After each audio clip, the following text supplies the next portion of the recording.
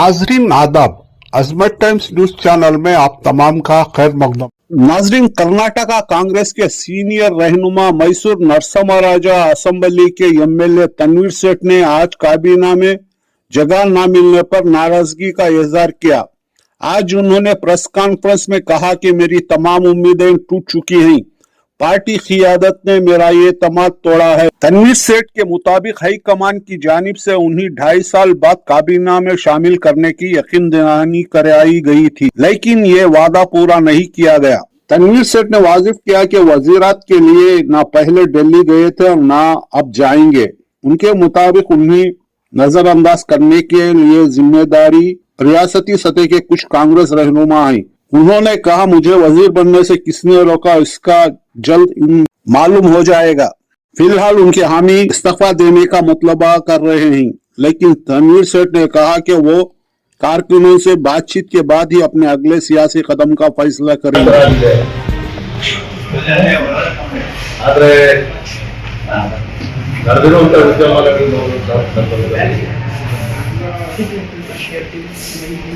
ಕೇವಲ ರಾಹುಲ್ ಗಾಂಧಿಗೆ ಅನ್ನಲಾದಂತಹ ಒಂದು ಪದ ಬಳಕೆ ಮಾಡಿದ್ದಕ್ಕೆ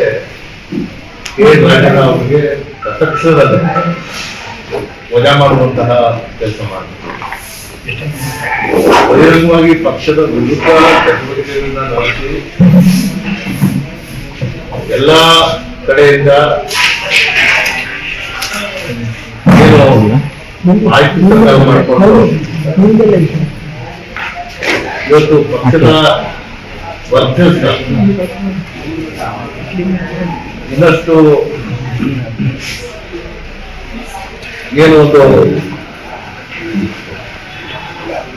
ದಟ್ಟವಾದಂತಹ ನಿರ್ಧಾರಗಳನ್ನ ತಗೊಳ್ಳುವಂಥದ್ರಲ್ಲಿ ವರಿಷ್ಠರು ಕೊಟ್ಟಂತಹ ತೀರ್ಮಾನವನ್ನು ಅಂತಿಮವಾಗಿ ನಾವೆಲ್ಲ ಒಪ್ಪಬೇಕಾಗುತ್ತೆ।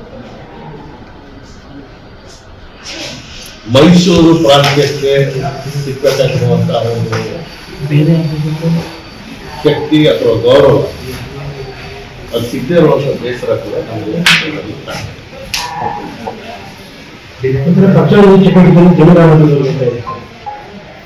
ಒಂದೇ ಇರ್ತಲ್ಲ। ಈಗ ಅನೇಕ ಸನ್ನಿವೇಶಗಳಲ್ಲಿ ಯಾರ್ಯಾರು ಪಟ್ಟಿದ್ದಾರೆ ಅದನ್ನು ನೋಡುವಂತಹ ಸಂದರ್ಭದಲ್ಲಿ ಇದು ಆಶಾದಾಯಕ ಬರುವಂತಹ ಪಟ್ಟಿಯನ್ನು ನಿರಾಶೆ ನಾನು ಅದನ್ನ ವಿಶ್ಲೇಷಣೆ ಮಾಡಕ್ ಹೋಗಲ್ಲ, ಸಂದರ್ಭ ಬಂದಾಗ ನಾನು ಮಾತಾಡ್ತೇನೆ। ಇವತ್ತು ರಾಜ್ಯದ ಪರಿಪೂರ್ಣವಾದಂತಹ ಸಚಿವ ಸಂಪುಟ ರಚನೆ ಆಗ್ತಾ ಇರುವಂತಹ ಹಿನ್ನೆಲೆಯಲ್ಲಿ ಆಗಿರುವಂತ ಎಲ್ಲರಿಗೂ ಅಭಿನಂದನೆಗಳನ್ನ ಸಲ್ಲಿಸ್ತೇನೆ। ಆದ್ರೆ ಈ ಭಾಗಕ್ಕೆ ಆಗಿರುವಂತಹ ಅನ್ಯಾಯ ಅದು ಎಷ್ಟು ಕಾಣ್ತಾ ಇದೆ, ಯಾರು ಇರ್ತಾರೆ ಈಗ ಮಾತಾಡೋಣ, ಅದಕ್ಕೆ ಕಾಲ ಬರುತ್ತೆ। ನಾನು ಇವತ್ತು ನನ್ನ ಕೋಪ ಆಗಿರ್ಬೋದು, ಕ್ರೋಧ ಆಗಿರ್ಬೋದು, ನಿರಾಶರಾಗಿರುವಂತಹ ನೊಂದಿರುವಂತಹ ಮನಸ್ಸಿರ್ಬೋದು, ಆ ಯಾವುದೇ ಪದಗಳ ಬಳಕೆ ಮಾಡಿದೆ ನಾನು ಕಾಂಗ್ರೆಸ್ಸಿನ ಶಿಸ್ತಿನ ಸಿಪಾಯಿಯರಾಗಿ ಪಕ್ಷದಿಂದ ಇದ್ದೇನೆ। ಆದರೆ ನನ್ನ ಮೇಲೆ ಇರುವಂತಹ ಒತ್ತಡವನ್ನು ನನ್ನ ಅಭಿಮಾನಿಗಳು ಮತ್ತು ಕಾರ್ಯಕರ್ತರು ತಗೊಳ್ಳುವಂತಹ ನಿರ್ಧಾರಗಳನ್ನು ನಾನು ಕಾಯ್ತೇನೆ। ಯಾಕೆಂದ್ರೆ ಪಕ್ಷನಿಷ್ಠರಾಗಿದ್ದು ನೋಡಿ, ಯಾವುದೇ ಸಂದರ್ಭದಲ್ಲೂ ಪಕ್ಷದ ಮೇಲೆ ಯಾವುದೇ ರೀತಿಯ ಒತ್ತಡ ಹಾಕಬಾರ್ದು। 136 ಸ್ಥಾನಗಳನ್ನ ಗೆದ್ದಿರುವಂತಹ ನಮ್ಮ ಬಲ ಸುಗಮವಾದಂತಹ ಒಂದು ಸುಭದ್ರವಾದಂತಹ ಸರ್ಕಾರ ಕೊಡಬೇಕು ಅನ್ನೋದನ್ನ ಪದೇ ಪದೇ ನಾನು ಹೇಳಿದ್ದೇನೆ।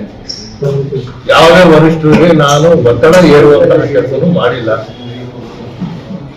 ಬಹುಶಃ ನನ್ನ ಪ್ರಾಮಾಣಿಕತೆ ಮತ್ತು ನಿಷ್ಠೆ